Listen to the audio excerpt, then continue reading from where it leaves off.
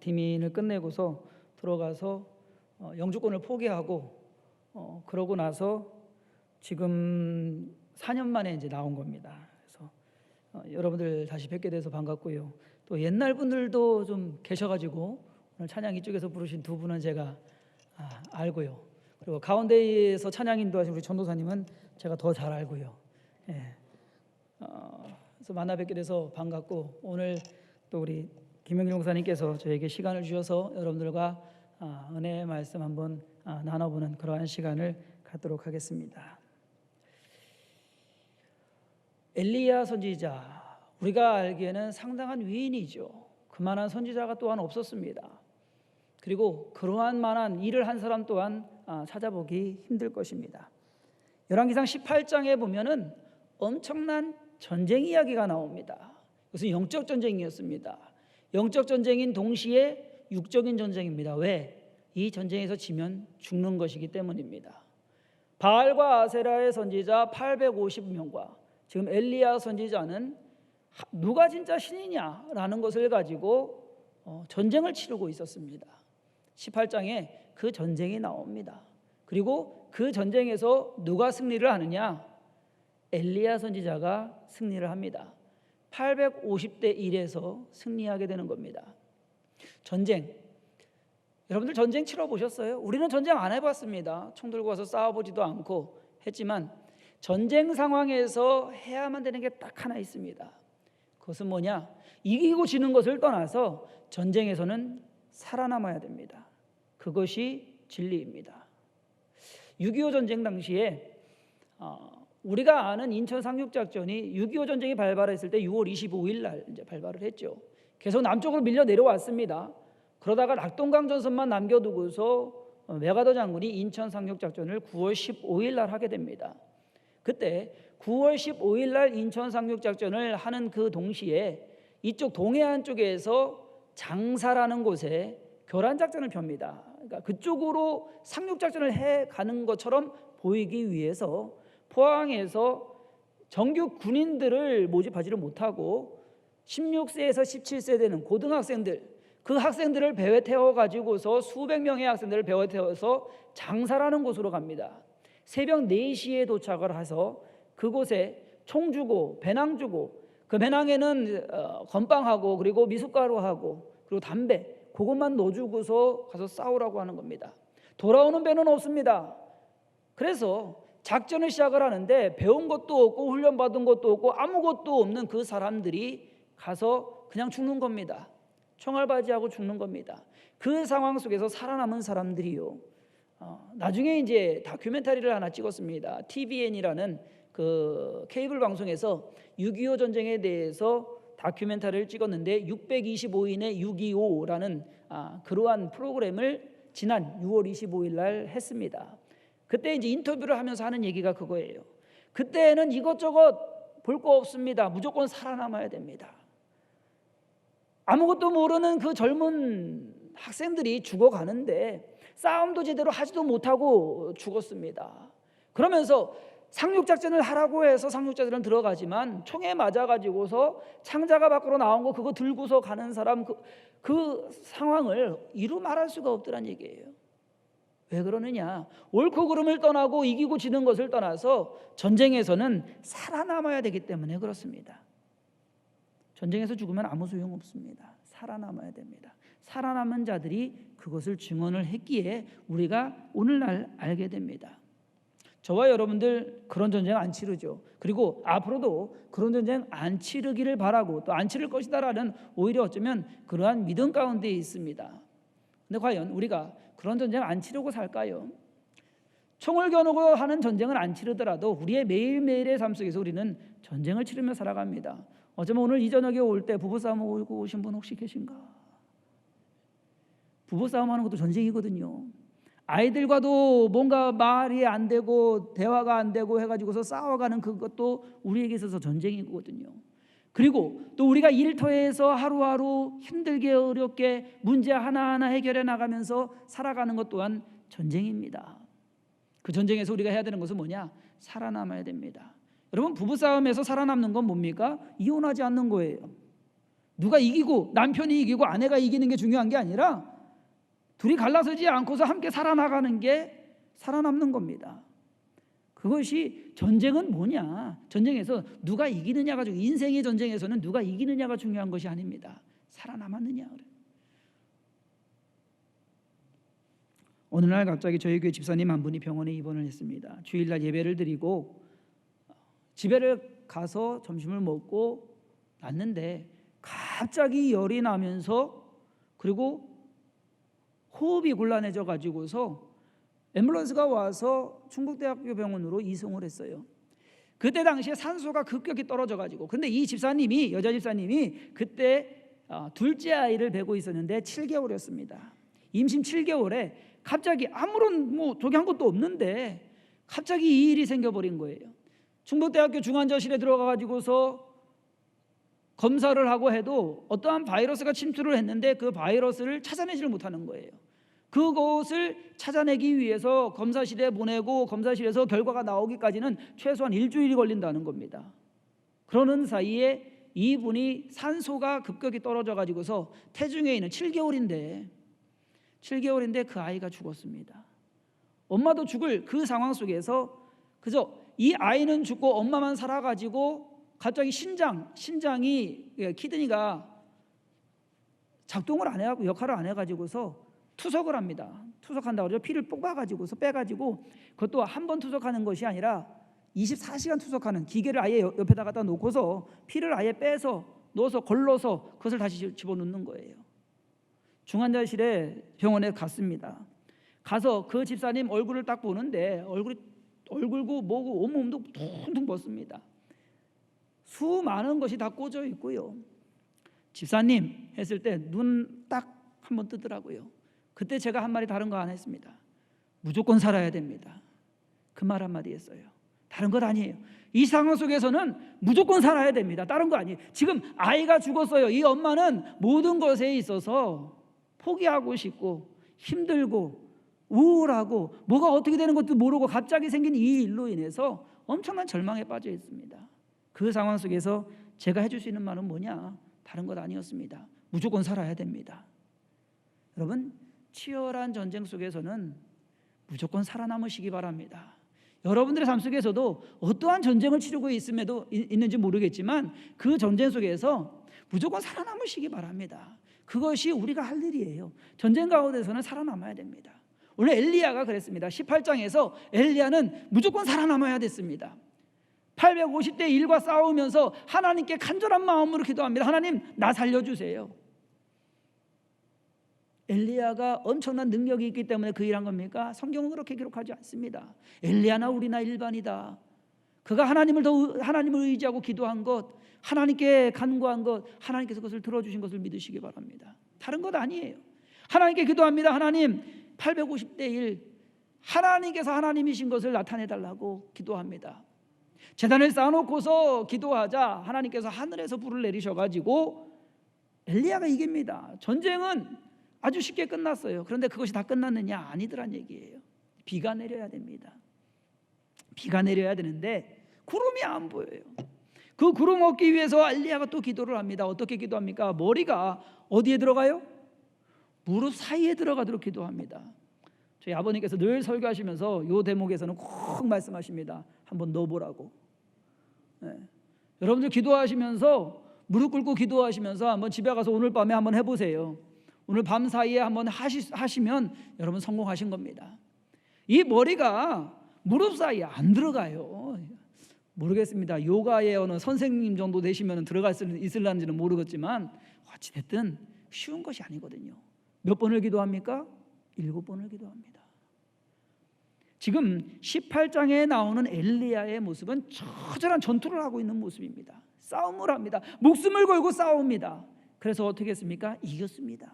승리했습니다. 살아남았습니다. 그러한 엘리야 18장에서는 그러한 모습을 보였는데 오늘 읽은 19장의 모습은 그 모습이 온데간데 없어요. 850명을 한순간에 가서 목을 쳐서 죽여버리는 그러한 능력 있는, 그리고 하늘에서 불을 내리는 그러한 능력 있는 엄청난 엘리야였는데 한 장 딱 넘어갔는데, 그것도 하루 딱 지나갔는데 그 엄청난 엘리야의 모습은 사라져버리고 너무나 나약한, 남자로서도 너무나 나약한 그러한 모습을 보이는 엘리야가 오늘 19장에 나오고 있다는 것입니다. 저는 오늘 읽어드린 본문 말씀을 가지고 전쟁 후에, 전쟁을 치르고 난 후에, 전쟁하는 동안에는 말씀드렸죠, 무조건 살아남아야 됩니다. 그런데 문제는 뭐냐, 살아남았다고 해서 끝나는 게 아니라는 얘기예요. 전쟁 후회가 또 있다는 얘기입니다. 그것을 우리는 명심해야 된다는 얘기예요. 전쟁할 때는 긴장합니다. 전쟁할 때는 우리가 힘을 쓰고 애를 씁니다. 그런데 전쟁이 끝난 다음에 모든 것이 해이해집니다. 아니면 무언가 오늘 엘리야의 모습 속에서 무언가 전쟁 후에 왜 이 사람은 이러한 모습을 보였을까라는 의문을 갖게 됩니다. 아까 말씀드린 우리 교회 그 집사님, 도저히 불가능한, 한 달에서 한 달 반 정도 중환자실에 있었어요. 충북대학 중환자실에 있어서 그렇게 꽂고서 한 달 반이 되도록 투석을 계속 했는데 못 살아나올 것 같더라고요. 근데 살아나왔어요. 퇴원했어요. 그래서 이 집사님이 이제 믿음 하나는 끝내주겠다라고 생각을 했는데 한 주가 지나도 두 주가 지나도 교회에 안 보이는 거예요. 예배 안 나오는 거예요. 그래서 몸이 좀 그렇게 돼서 좀 몸을 좀 보호하고 좀 좋아지면 나오겠지라고 생각을 했습니다. 근데 담당 목사님이 하는 말이, 목사님 일해요. 원래 일하던 거 지금 일하고 있대요. 일하고 있는데 교회는 안 나와요. 처절한 전쟁에서 이겼는데, 하나님께 간절히 매달려서 이겼는데, 그 죽을 목숨 살아났는데, 그러면 믿음이 더 커야 되는 것이 맞지 않습니까? 우리가 일반적으로 목사가 생각해도 그런데 아니더라는 얘기예요. 교회를 안 나와요. 전쟁 후에 엘리야 선지자가 그 전쟁 후에 나오는 그러한 어떤 증상들에 대해서 우리에게 보여주고 있습니다. 그 보여주는 모습 속에서 우리는 그 상황을 하나님께서는 또 어떻게 해결해 가시는가, 저와 여러분들의 삶 속에서도 처절한 전쟁을 지금 치르고 있다면 무조건 살아남아야 되고, 전쟁이 끝났다라고 생각하시는 분들이 계시다면 이제는 평안하다, 문제가 없다, 걱정거리가 없다라고 혹시 지금 생각하고 계시다고 한다면 무언가 여러분들 자신을 돌아보는, 그리고 하나님께서 그 삶 속에서 하나님 엘리야 선지자를 그렇게 나약한 상황 속에서 다시금 세우시는 그 하나님의 모습, 그것을 통해서 저와 여러분들의 삶 속에서도 무언가 다시 일어서게 되는, 또 하나님의 일을 하게 되는 그러한 모습을 보이게 되는 모든 성도가 되기를 주님의 이름으로 축원합니다. 첫 번째로 엘리야가 왜 이러한 모습을 보이는가 생각해 보면은요, 다른 것보다도 탈진했다는 겁니다. 이 엘리야가 영적으로, 육적으로, 정신적으로 탈진된 상태라는 얘기예요. 18장에 모든 것을 집중을 했습니다. 엄청난 힘을 기울였습니다. 그러고 났는데, 그러면 이제는 다 끝났다, 바알과 아세라 선지자 850명 다 죽였다, 이제 끝났다, 내 할 일은 다 했다, 하나님 감사합니다 라고 했는데 이게 웬걸. 오늘 1절 말씀해 보면은 아합이 그것을 갖다가 이세벨에게 고합니다. 그랬더니 이세벨이 오늘 하는 말이 그거예요. 내가 내일 이맘때에는 반드시 내 생명을 저 사람들 중 한 사람의 생명과 같게 하리라. 그렇게 하지 아니하면 신들이 내게 벌 위에 벌을 내림이 마땅하니라. 이세벨이라는 여자가 있었다는 얘기예요. 바알과 아세라 선지자 850명을 데리고 온 사람, 만들어낸 사람이 누구였느냐? 이세벨입니다. 문제 하나 끝내놨는데, 제일 큰 문제 끝내놨는데, 목숨을 걸고 끝내놨는데 웬걸 더 큰 것이 기다리고 있네요. 탈진되면 난 더 이상 못 싸웁니다.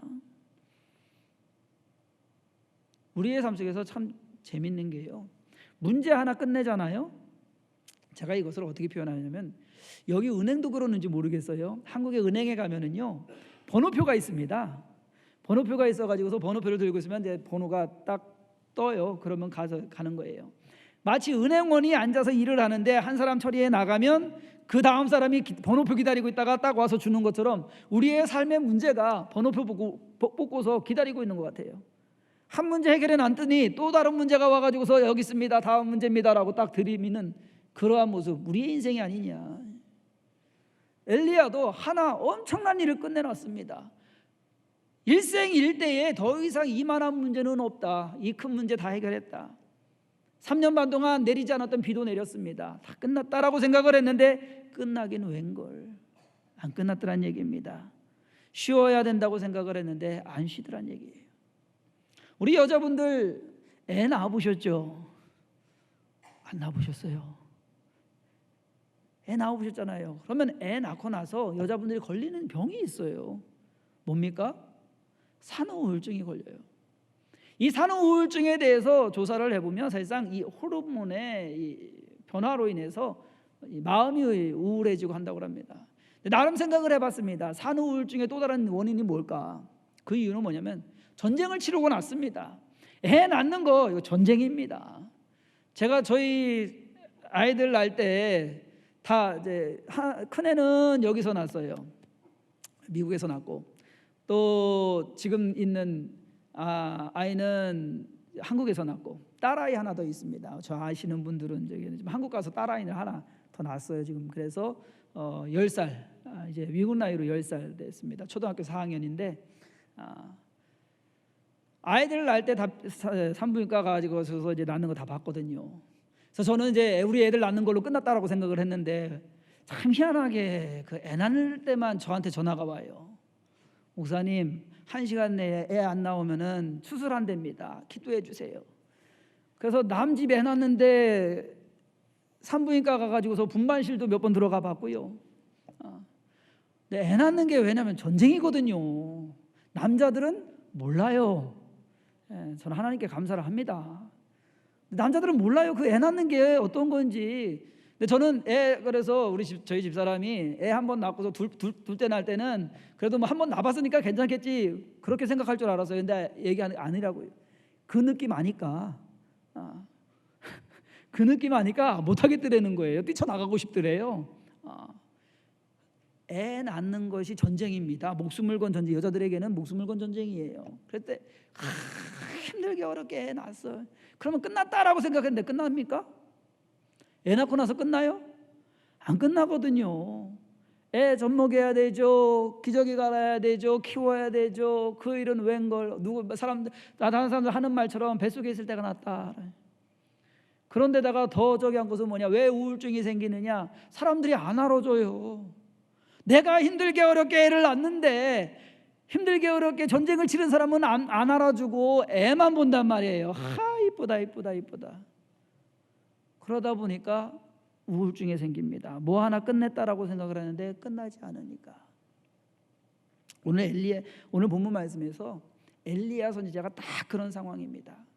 기가 막힌 일을 하나 딱 끝내놨는데, 엄청난 일을 끝내놨는데 또 하나가 후쑥 달려드는데 이것은 더 크거든요. 나 더 이상 못 싸웁니다. 그래서 도망갑니다. 도망을 가는데 얼마나 엘리야가 잘 도망가면은요, 지금 싸운 곳은 갈멜산이에요. 이스라엘의 북쪽에 있습니다. 갈멜산에서 싸우고서 거기서 기도해가지고 비가 내립니다. 그래서 뛰어내려가가지고서 어디까지 갑니까? 사마리아 성까지 갑니다. 그 성까지 가가지고 뛰어가지고서 거기서 아합 왕을 또 보좌해서 가는 거기까지 갔다가 그 말을 듣는 거예요. 너가 이제 못 산다. 이세벨이 너를 죽이려고 사람들을 보낸다. 그 말 듣고서 도망을 가는데 어디까지 가느냐? 이스라엘 땅 북이스라엘을 지나가지고서 남유다를 지나서 남유다에서도 제일 밑에 브엘세바까지 갑니다. 브엘세바까지 가가지고서도 거기서 마음이 안 놓여요. 그래서 사환을 거기다 놓고 하룻길을 또 광야로 또 들어갑니다. 하룻길을 또 들어가가지고서 하나님 조카오니 나 여기서 데리고 가시옵소서. 다 탈진됐습니다. 난 더 이상 못 싸웁니다. 더 싸우라고 그러면 안 됩니다. 그러니 나 데리고 가. 나 죽여주옵소서.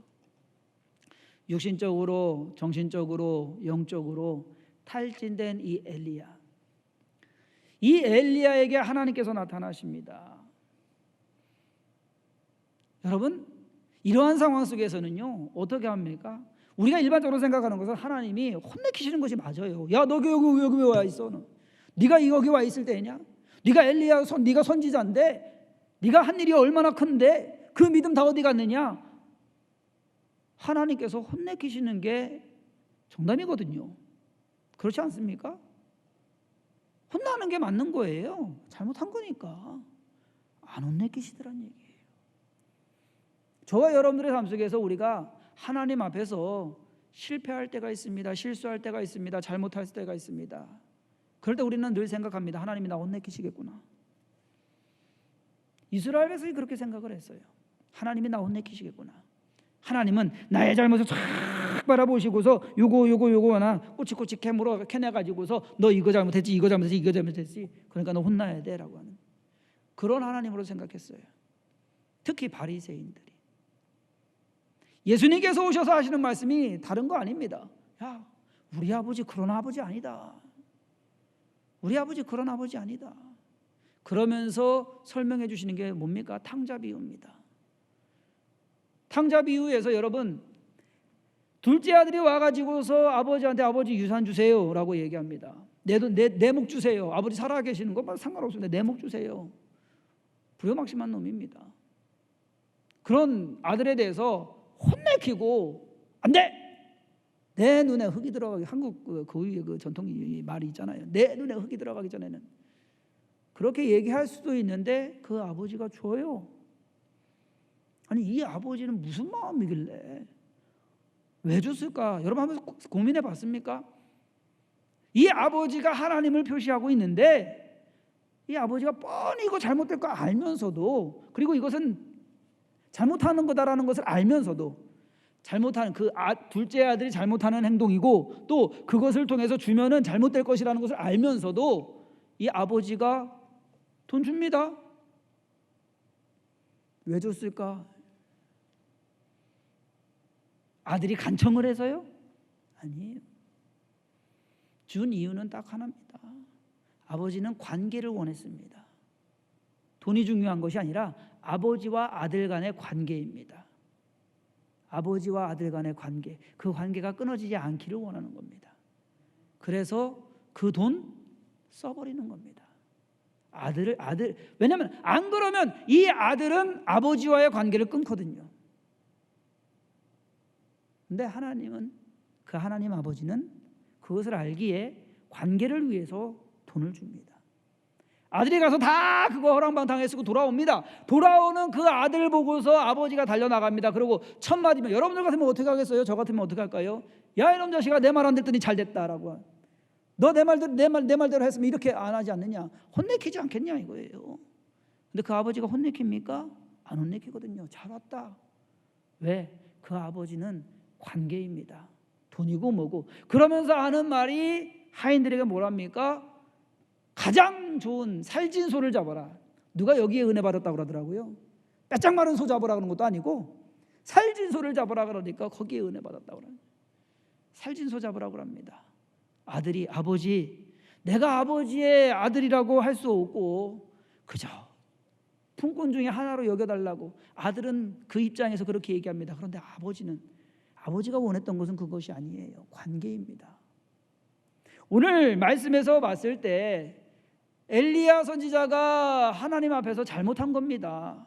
아니 비겁하게 어떻게 여자가 왕비가 그렇게 얘기했다고 해서 도망을 갑니까? 도망을 가도 선지자가 어떻게 그 믿음의 사람이 그렇게 주랭랑 쳐가지고서 도망을 가고 얼마나 비겁하게 도망을 갔으면 사화는 또 남겨두고서 광야길로 하루길을 더 들어가냐고요. 그런 엘리야 선지자를 하나님께서 안 혼내키시더라. 그러고 오늘 오셔가지고 천사를 보내서 뭘 합니까? 양식을 주십니다. 먹어라. 네가 힘들지? 먹어라. 먹고서 힘내라. 저와 여러분의 삶 속에서 무엇으로 인해서 지쳐 있습니까? 어떤 전쟁을 치렀기에 지쳐 있고 힘들어합니까? 내가 뭘 해야 될지도 모르겠고 지금 상황 속에서 무엇 때문에 아파하고 슬퍼합니까? 아니면 엘리야처럼 하나님 촉합니다. 나 그냥 데려가 주세요. 나 힘들어 죽겠습니다. 그렇게 기도하는 그러한 상황에 천사를 보내서 먹을 양식을 주셨던 그 하나님, 그것도 한 번도 아니고 또 갖다 줍니다. 그러한 하나님의 은혜, 그러한 하나님의 사랑, 그러한 하나님의 보살핌이 이 자리에 계시는 성도님들의 삶 가운데도 있기를 주님의 이름으로 축원합니다. 그러한 은혜가 우리의 삶 속에서 있어야 돼요. 다른 것보다도 하나님께서 우리를 하나님이 나를 돌보고 계시는구나. 내가 잘못했어도 내가 못했어도 내가 못났어도 하나님은 나를 품어주시고 나를 이해해 주시고 용서해 주시고 받아들여 주시고 나를 또 이끌어 주시는구나 하는 그러한 은혜. 우리가 살아가는 것은 그러한 은혜로 살아갑니다. 어느 누가 하나님 앞에서 하나님 나 잘났어 하고서 얼굴 내밀 사람 누가 있습니까? 그럼에도 불구하고 하나님께서 우리를 품어주시고 우리를 사랑해 주시고 그래 됐다 내가 너 안다 네 맘 안다 그러고서 먹을 양식을 천사를 통해서 주시는 그 하나님, 그 하나님의 은혜, 그러한 것이 우리의 삶에 있다면 그래야지만 우리가 힘을 낼 수 있는 거 아닙니까? 엘리야가 그 음식을 먹고서 하나님을 만나러 호렙산으로 갑니다. 그 음식이 있었어야 가능하더란 얘기입니다. 저와 여러분들의 삶 속에서도 육신이 약합니까? 어떠한 질병으로 인해서 전쟁을 치르셨습니까? 더 이상 나는 못하겠습니다라고 합니까? 그러면 하나님께서 여러분들에게 육신의 건강을 통해서 새히 먹게 하시고 또 하나님 전을 향해서 달려나갈 수 있도록 하나님을 만나기 위해서 갈 수 있도록 하시는 그러한 은혜가 있기를 바랍니다. 정신적으로 힘들어서 탈진됐습니까? 하나님 나 더 이상 아무것도 못합니다. 내 머릿속에 들어오는 건 아무것도 없습니다. 안 됩니다. 그렇게 할 수도 있지만 하나님께서 안다 자 힘내자 그러한 위로가, 그러한 소망이, 그러한 가르침이, 깨달음이 우리의 삶 속에서 있기를 바랍니다. 영적으로 탈진되어 있습니까? 그렇다고 한다면 하나님께서 영적으로도 품으시는 그 은혜가 있기를 주님의 이름으로 축원합니다. 엘리야가 하나님 앞에서 엄청난 잘못을 했습니다. 다 탈진해가지고 하나님 나도 못 싸워요. 이제 됐습니다. 족합니다. 나 데려가 주세요. 얼마나 하나님 앞에서는 잘못하는 그러한 일입니까? 그럼에도 불구하고 하나님께서 그 엘리야를 품으셨습니다. 그리고 세우셨습니다. 힘을 더하십니다. 그리고 호렙으로 가게끔 하나님께서 인도해 가십니다. 두 번째로 엘리야 선지자가 오늘 본문 말씀에서 나약한 모습을 보이게 된 데는 다른 것이 없습니다. 이제 목표가 사라졌어요. 삶의 목표가 사라졌어요. 그의 삶의 목표는 뭐였느냐? 지금까지 바알과 아세라 선지자 850명을 죽이고 그리고 가뭄을 끝내고서 비가 내리게 하는 것, 그 일이 인생의 목표가 됐습니다. 왜? 가뭄을 시작한 것이 자기가 기도함으로써 가뭄이 시작됐거든요. 어디를 가든지 사람들이 힘들어하고 어려워하고 아파하고 슬퍼합니다. 고통스러워합니다. 여러분 생각을 해보세요.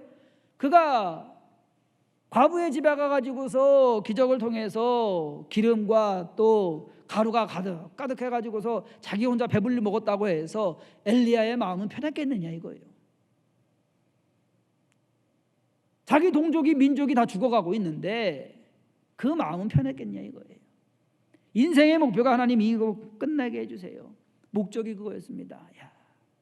하루아침에 전쟁에서 승리하고요, 그 일을 이룹니다. 비가 내립니다. 이제 가뭄 끝났습니다. 더 이상 엘리야가 할 일은 없더란 얘기입니다. 엘리야의 마음속에서 지금 이 상황 속에서만큼은 엘리야가 다 이루었다는 얘기입니다.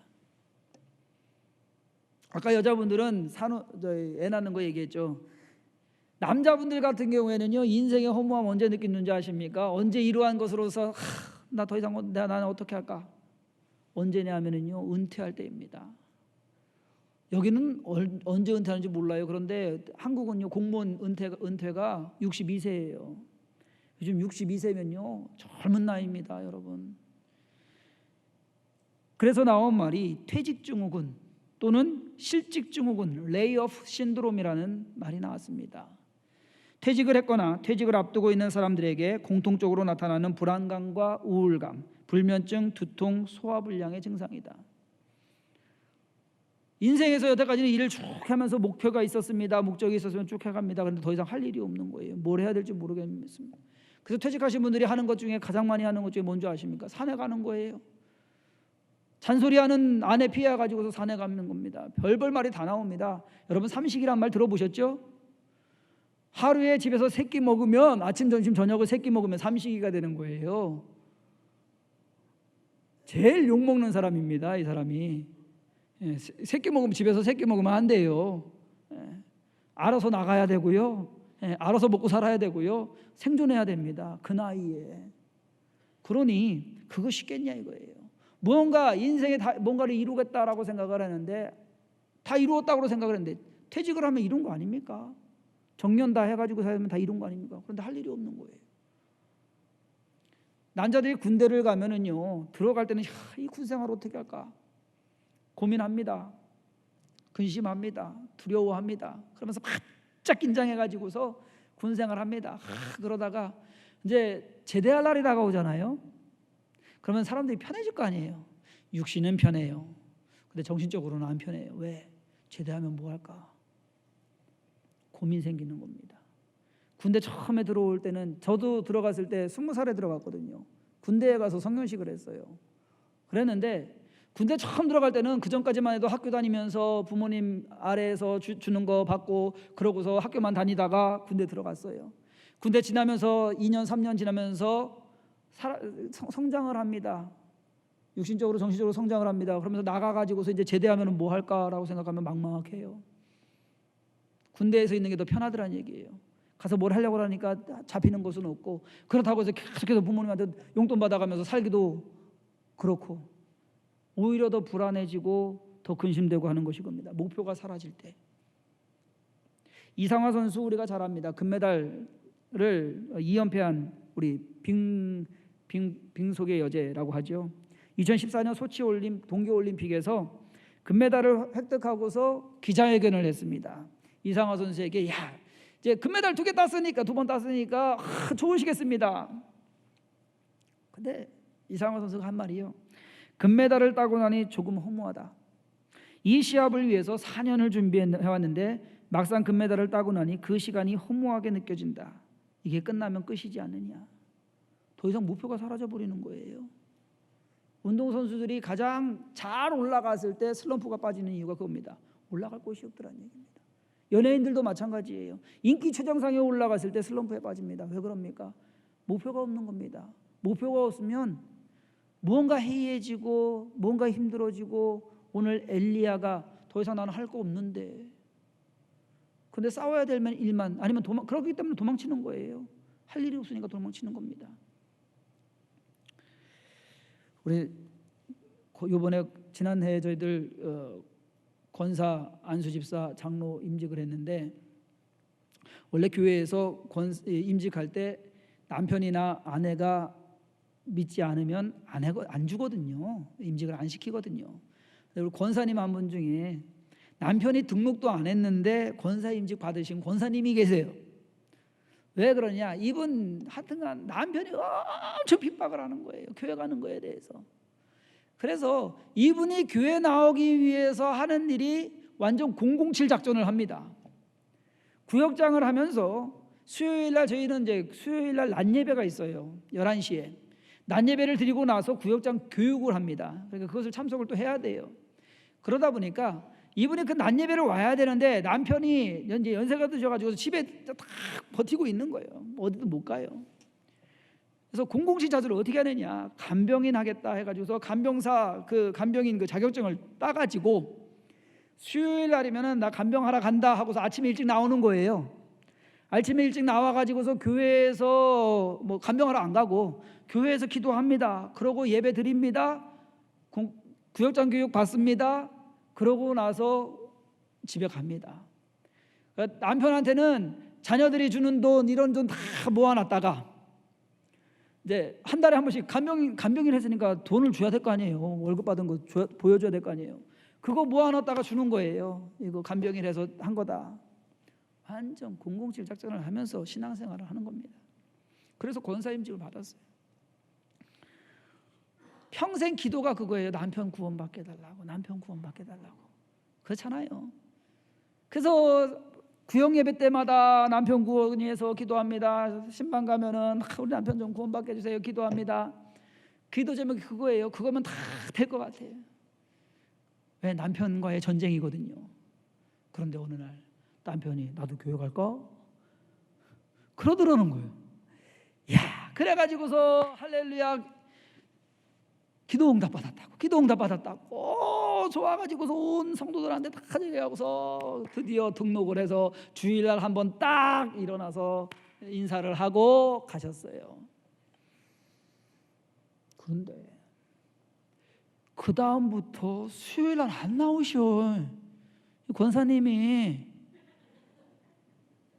금요일도 안 나오셔. 금요철에도 안 나오셔.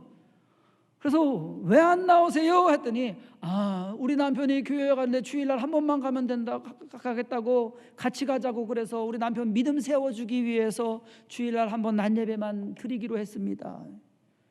한마디로 전쟁 끝났다 이거예요.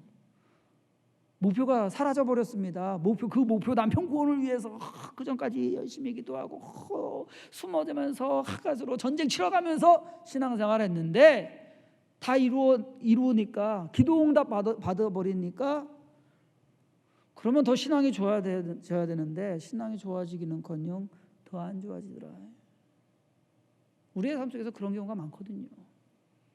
기도 응답 받기까지는 열심히 기도합니다. 하나님 이거 해주시면 내가 더 열심히 하나님 섬기겠습니다 하는데 기도 응답 하나님께서 기도 응답 딱 해주셔가지고서 그 기도 응답 되는 순간 신앙이 해이해지더라는 얘기예요. 왜? 할 일이 없으니까. 더 이상 기도할 제목이 없는 거예요. 문제가 여기서 생깁니다. 더 이상 할 일이 없는 엘리야 선지자. 그 엘리야 선지자에게 하나님께서 나타나십니다. 엘리야가 그곳 굴에 들어가 거기 머물더니 여호와의 말씀이 그에게 임하여 이르시되 엘리야야 내가 어찌하여 여기 있느냐. 여호와께서 이르시되 너는 나가서 여호와 앞에서 산에 서라. 하나님 앞에 서라 이겁니다. 너 일 아직 안 끝났다. 여러분 저와 여러분들의 일 또한 하나님 앞에 서는 날까지 안 끝난다는 것을 깨달으시기를 바랍니다. 내 기도 응답이 되고 모든 것이 나 사업에서 성공을 하고 모든 거 다 이루었다 내가 생각하기에 이 정도면 됐다라고 생각을 한다면 거기서부터 문제가 시작이 되는 거예요. 하나님 앞에 서는 날까지 우리가 죽어서 아니면 주님이 오시는 그날까지 우리에게 있어서의 사명은 끝나지가 않더란 얘기입니다. 15절 말씀에 오늘 19장 15절 말씀에 여호와께서 그에게 이르시되 너는 내 길을 돌이켜라. 거기에 있지 말고 네 일이 그 광야에서 누워가지고 하나님 줬사오니 나를 데려가 주시옵소서. 그것이 네가 할 일 아니다. 너 아직 일 안 끝났다. 네 길을 돌이켜 광야를 통하여 다메섹에 가서 이르거든 하사엘에게 기름을 부어 아람의 왕이 되게 하고 너는 또 님시의 아들 예후에게 기름을 부어 이스라엘의 왕이 되게 하고 또 아벨 무홀라 사밧의 아들 엘리사에게 기름을 부어 너를 대신하여 선지자가 되게 하라. 850대 1 그리고 3년 반 동안에 하늘이 닫힌 하늘에서 비가 내리게 하는 이 일에 비하면 어쩌면 아무것도 아닐 수도 있습니다. 그런데 하나님의 입장에서 하나님의 시각에서 하나님의 계획 속에서 하나님께서 이루어 가시는 일 그것은 모두가 중요하다는 거예요. 엘리야가 이 일을 이루어야 된다는 얘기입니다. 다른 사람이 아닌 엘리야가 하나님께서는 엘리야에게 그 일을 주셨습니다. 어사인먼트라고 숙제 인생의 숙제입니다. 엘리야는 다 끝났다고 생각했는데 이거면 됐다라고 생각을 했는데 하나님 아니다 너도 할 일 또 있다. 그래서 엘리야가 이제 그 일을 19장에 그 일을 가서 다 합니다. 하나님께서 하라는 일을 다 하자 어떠한 일이 생깁니까? 하나님께서 불병거를 보내셔가지고서 바람 타고 하늘 우리가 찬송 맨날 하잖아요. 바람 타고 불병거 타고 하늘로 올라가더란 얘기예요. 일 다 끝나니까 저와 여러분들의 인생에 있어서도 내 기도 제목이 이루어졌다고 해서 그것이 다 됐다고 해서 끝났습니다. 이제 쉬어도 됩니다. 여러분 신앙생활에는 쉬는 게 없어요. 쉰다고 생각하시면 큰일 납니다. 내가 이만큼 열심히 했으니까 이제는 쉬어도 되겠다. 그때부터 병들기 시작하는 것이고요. 그때부터 문제가 생기기 시작하는 겁니다. 이번에 제가 오면서 내가 여기 갈보리 선교교회 전교인 수련회를 지난주에 빅베어에서 했습니다. 그러고서 거기서 이제 메인 스피커로 이제 은혜를 나누고 오면서 저 혼자 오려고 그랬어요. 그런데 저희 집사람이 이번에 같이 애들 시댁에 맡겨놓고 그러고서 왔는데 저희 장모님께서 당뇨가 좀 있으셔가지고 넘어지셨는데 이 팔목이 골절이 된 거예요. 그래서 깁스를 이만큼 하셨었어요. 여기까지 했는데 저희 오는 날 공항에 나오셨는데 여기서 이만큼을 자르셨더라고요. 깁스를 잘랐는데 한 달 동안 지금 하고 있는 상태고 또 앞으로도 더 해야 돼요. 그런데 이렇게 하고서 한 달을 지냈는데 그동안 못 움직인 거죠. 요만큼 잘라내서 이제 움직일 수가 있게 된 겁니다. 그런데 그러면 잘라냈으면 쉽게 움직일 것 같죠? 못 움직여요. 아파요. 재활해야 됩니다. 우리의 몸도 움직이지 않으면, 할 일이 없어지면 병이 듭니다. 기능을 상실합니다. 그러면 쓸모없게 되는 거예요. 이거 다시 살리려면 재활치료해야 됩니다. 수많은 크리스천들이 하나님 앞에 나와서 기도합니다. 하나님, 이 문제 해결해 주세요. 이 문제 해결해 주세요 라고 기도하고 문제 해결 받습니다. 그런데 해결받고 난 뒤에는 온데간데 사라지고 없는 사람들이 많아요. 재활치료해야 됩니다. 혹여나 우리의 삶 속에서 나는 재활치료해야 되는 부분이 있느냐 한번 생각해 보시기를 바랍니다. 만약에 그러한 부분들이 있다면 하나님 앞에 우리가 오늘 엘리야 선지자가 하나님 앞에 다시 선 것처럼 우리 또한 하나님 앞에 다시 서야 되는 것을 깨달으시기를 바랍니다. 하나님 앞에 다시 서서 하나님 뭐 할까요? 할 일 없으시면 기도하세요. 하나님 뭐 할까요? 나로 하여금 할 일을 좀 주세요. 할 일이 있어야 돼요. 은퇴했다고 해서 할 일이 없으면 그 인생은 한순간에 늙어버립니다. 근데 무언가 할 일을, 우리가 살아있는 동안은 할 일을 챙겨가면서 해야 됩니다. 자, 무슨 전쟁을 하고 계십니까? 지금 전쟁 중이시면 아까 말씀드린 대로 무슨 수를 쓰더라도 살아남으시기 바랍니다. 전쟁 중이시면 살아남으시고요. 전쟁이 끝났으면 다음 일 뭐 해야 되나? 그것을 위해서 기도하시기 바랍니다. 하나님, 하나 끝났습니다. 뭘 해야 됩니까? 하게 하옵소서. 하나님께서 우리를 통해서 이루고자 하시는 일이 분명히 있습니다. 엄청나게 850대 1 그리고 하늘에서 비를 내리는 엄청난 일이 있을 수도 있고, 아니면 그거보다도 작은, 우리가 보기에는 작은 그러한 일이 있을 수도 있습니다. 그러나 그러한 일들 하나하나 이루어갈 때 하나님께서 그 모든 일을 다 이루시면 하나님께서 부르십니다. 그러고서 하시는 말씀이 착하고 충성된 종아, 내가 작은 일에 충성하였으니 큰 것을 내게 주리라 하는 그 말씀, 그것을 우리가 드려야 될 거 아닙니까?